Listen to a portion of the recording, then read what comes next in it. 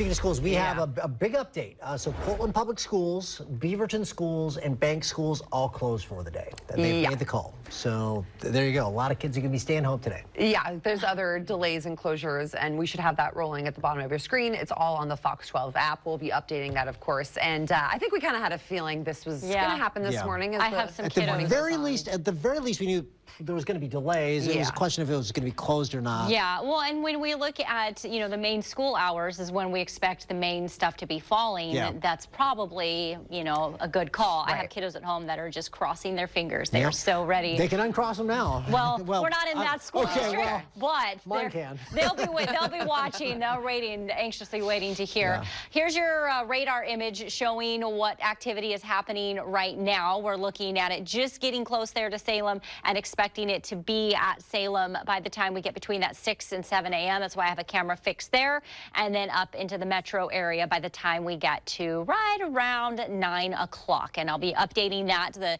new information comes out in a little more than an hour, so I'll have some updated timing for you in the next hour of Good Day Oregon.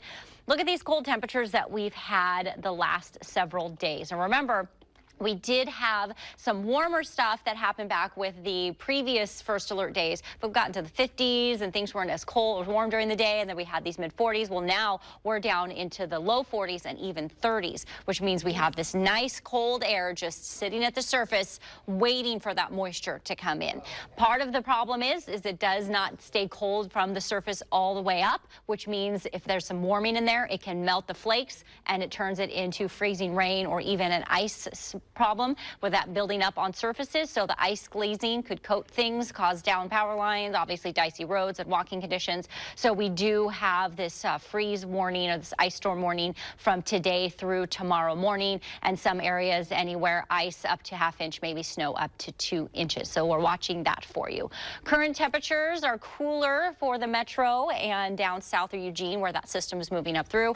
I anticipate Salem will cool down here as that system comes in, and then we're in those low to mid 40s there along the coast. The temperature change from yesterday, you're like, oh, look at that, we're much warmer. Well, remember how cold we were? We had negative temperatures in central Oregon, and we were down in the low to mid 20s in the metro and some places along the coast. So even though we are warmer, we're not warm enough for things to keep it from causing some impacts in your commutes out today and during the day. In fact, temperatures should stay below the 30s today once we get to kind of the highs for today. Low basically from Longview all the way down to Albany in the 30s, and then along the coast mid-upper 30s. A little warmer on the other side of the Cascades today, but still below freezing, all in the 20s. This cold air that's been sitting on us has now getting its fuel basically from that moisture. This is starting to move on up to the northeast, getting absorbed back into that jet stream, and then we focus on this ridge that comes behind it. Now, it's not going to be warm, late spring, summer type conditions. It's just going to get us back to average, and then maybe even a little above average as we go into next week. As you can see, that ridge is very tall, but still not the time of year where we could see anything besides those low to mid 50-degree temperatures. Accumulation for us, we're still expecting anywhere between 2 to 4 inches total, a couple today, even a couple more tomorrow morning. Models are definitely a little closer, minus this one. It's kind of the outlier saying only a ½ inch, but you can tell we're much closer in agreement with the models as we're getting closer to this event. Your 7-day forecast has us on those 2 first alert days through tomorrow, even seeing some warming possibly, but really not expecting things to be back into the 40s and warmer rain until we go through the weekend and the start of next week.